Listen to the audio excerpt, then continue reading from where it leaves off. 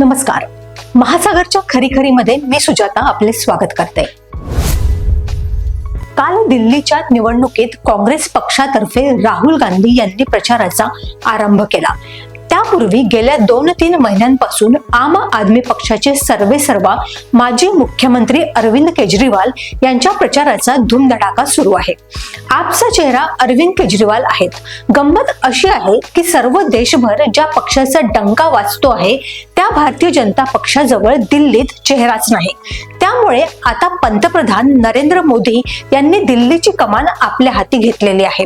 त्यांनी प्रचाराचा शुभारंभ करताना आप म्हणजे आपदा आहे असे जाहीर करून आम आदमी पक्षाच्या कारभारावर टीकेची झोड उठवलेली आहे. दिल्लीतील काँग्रेसची बरीचशी मते आम आदमी पक्षाने मिळवली.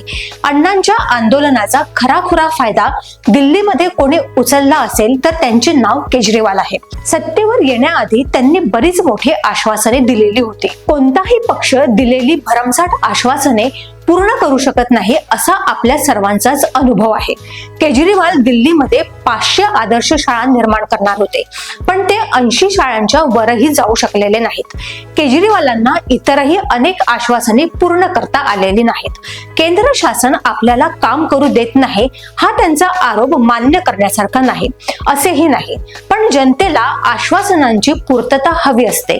अरविंद केजरीवाल सत्ता मिळेपर्यंत आदर्शवादी होते, कारण त्यांनी आपण सरकारी बंगला घेणार नाही, मोठी गाडी घेणार नाही वगैरे न पटणाऱ्या गोष्टी अत्यंत आवेशाने सांगितल्या होत्या.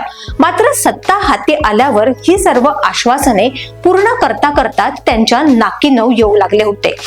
एक गोष्ट मात्र खरी आहे की त्यांनी दिल्लीच्या गरीब जनतेला विनामूल्य वीज, कमीत कमी खर्चात उत्तम शिक्षण आणि महिलांना रोख रक्कम व मोफत प्रवास सुरू केला. दिल्लीच्या 1.5 कोटी मतदारांपैकी 90 लाख मतदार या योजनांचे लाभार्थी आहेत. आम आदमी पक्षापेक्षा दुसरा पक्ष सत्तेत आला तर या योजना बंद होतील या भीतीपोटी आम आदमी पक्षाला आपोआपच फायदा होऊ शकतो.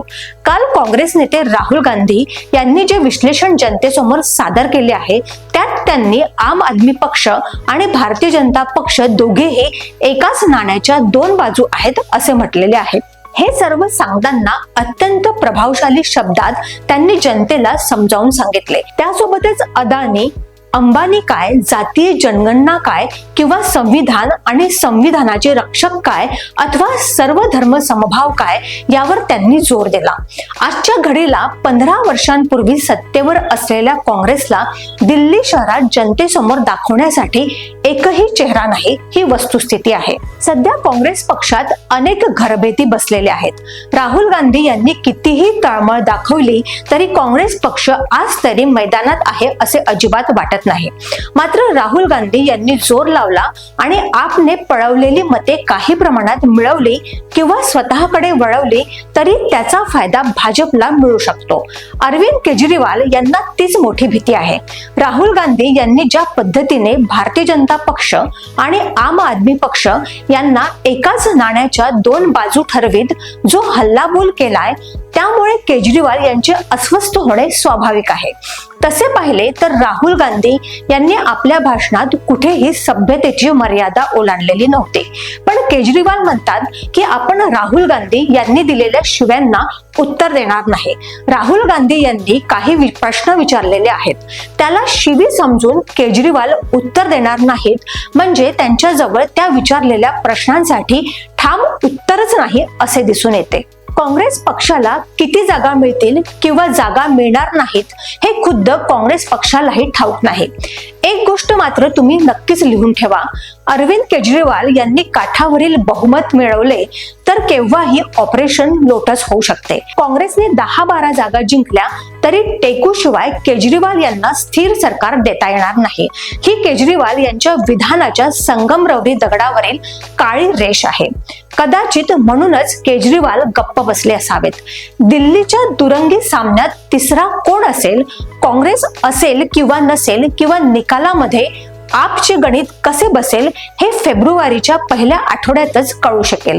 तोपर्यंत या प्रचाराच्या लढाईची मजा घ्या. अशाच घडामोडींसाठी बघत रहा महासागर. अजूनही तुम्ही आमच्या चॅनलला सबस्क्राईब केलं नसेल तर लगेच सबस्क्राईब करा, लाईक करा आणि बघत रहा महासागर. नमस्कार.